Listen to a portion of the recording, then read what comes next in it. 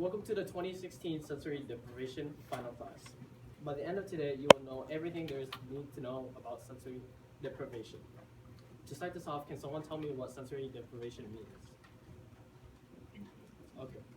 Well, sensory deprivation basically means when someone is deprived of sound and sight. So can someone think of like where this could happen? Go ahead, Tyler. If you're deaf, I guess. Well, you could, I guess. I guess being deaf could. Go ahead. Sensory deprivation tanks. Yeah, that's one of them. So, A cave? Like if it's dark, if it was really dark Yeah. in caves? that would work. In jail, maybe? Yep.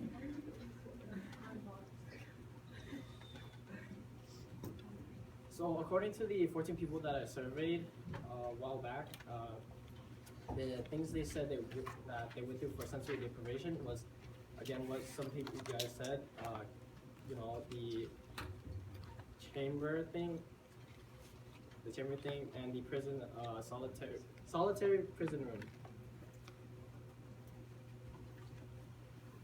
And then from that, I saw that the people who were in the tanks or the room or anywhere where it's really dark for a long time, for over an hour, you would basically kind of see some effects on them. And the people who were like less than an hour or so would be, not really much, but chilling.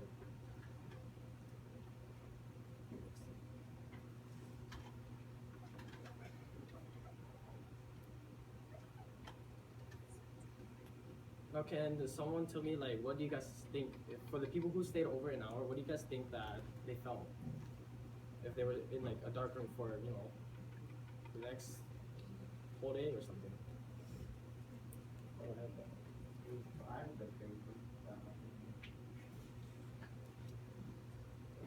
Well, I would get confused if it was night or day, and my body would get really, really tired. Sarah? Probably start to like hallucinate. Yep. So, what Sarah just said is what happened to some of them. Some of them experience auditory and visual hallucination. And some of the things that they went through that you guys didn't say was they felt a lot more anxious and felt a lot more frightened. Next one. So the longer they stayed in the room, the worse their anxiety and the frightenedness became. And one of the person that I remember reading about, I think it was on Psychology Today, said that they said that they were scared of that the people they just got him in there and basically kidnapped him. They just forgot about him.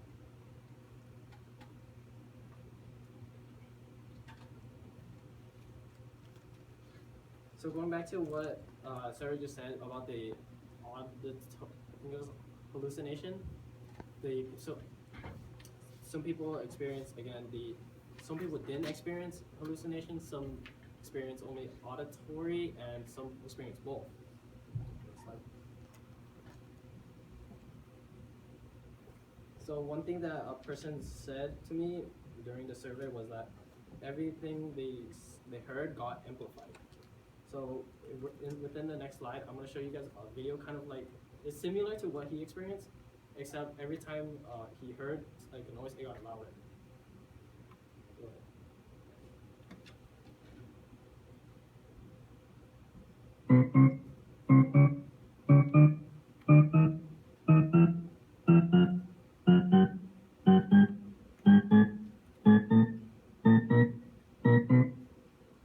Go ahead and play it again.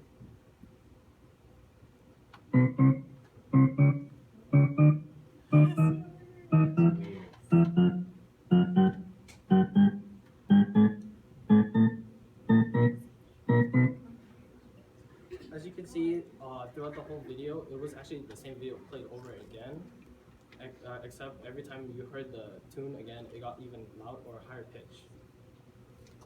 So within 4 hours of the room, within 4 hours of them staying in the room, they lost track of time, and So basically, they didn't know what else to do. They just sat around. Besides sitting around, what do you guys think they would do? If Tanner, Maybe talk to themselves. some people did. Tanner, I'd probably go to the mall and record myself doing something. Like think about their families or like their passing moves. so for some people, in order for them to pass time, they didn't want it they just wanted over it with, even though they've only been there for let's say 3 or 2 hours. So what they did would they would be sleeping, daydream, or they just stared at the wall that they couldn't really see.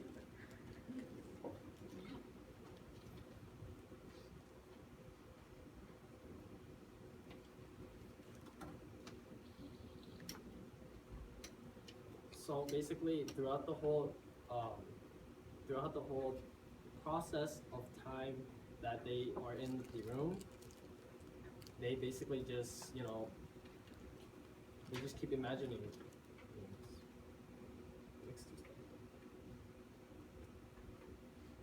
So to finish this off, we're gonna do kind of like a test to see if you guys really know about this topic. And if you guys pass, you guys are qualified sensory deprivation experts. So for the first question, on minimum, how long did it take for most people to have an effect on them if they were in a sensory deprivation room? Tanner? B is correct. What second question? What are the potential hallucinations of being stuck in a room for longer than 1 hour?